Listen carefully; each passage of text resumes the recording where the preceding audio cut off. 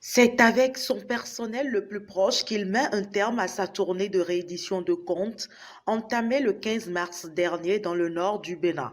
Benjamin Roupati, puisque c'est du ministre de la Santé qu'il s'agit, a présenté pour une première fois en 5 années de gestion les nombreuses réformes du programme d'action du gouvernement mises en œuvre sur toute l'étendue du territoire national.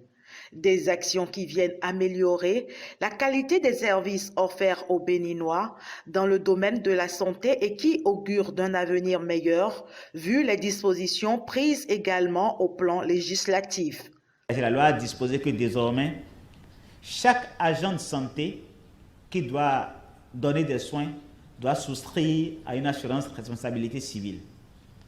Ça lui permet, en cas de problème, d'avoir cette couverture pour pouvoir, disons,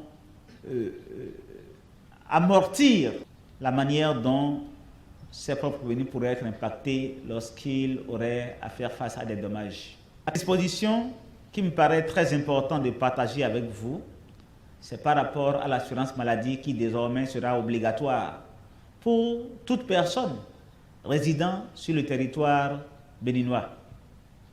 Évidemment, dans ces conditions, vous comprenez aisément que l'État fera en sorte que ces ayants droit, c'est-à-dire vous et moi, que nous soyons assurés. De nouvelles perspectives comme la modernisation du dispositif sanitaire et le recrutement d'agents nécessaires pour le bon fonctionnement de nos structures sanitaires existantes en construction ou en projet de construction sont également envisagées dans un futur très proche.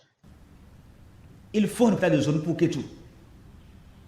Si vous allez dans Kandi, Gorgounou, Segbana, avec Segbana qui est complètement enclavé, ce sera plus un hôpital de zone pour cette zone. Kandi, Segbana aura un hôpital de zone. Nous avons revu complètement avec l'appui des DDS le maillage du territoire pour créer d'autres hôpitaux de zone également. Que nous allons équiper le plan d'équipement.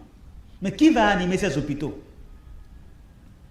Nous avons l'ambition de concentrer les spécialistes, parce qu'on n'en a pas beaucoup, de concentrer pour le moment les spécialistes au niveau des structures de référence, c'est-à-dire les CHU et les centres hospitaliers départementaux.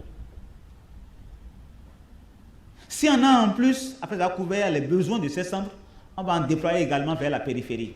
Au cours de cette séance d'échange, le personnel ayant reconnu les nombreux efforts qui ont été fournis a saisi cette opportunité pour formuler des doléances qui entrent dans le cadre de l'amélioration de leurs conditions de vie.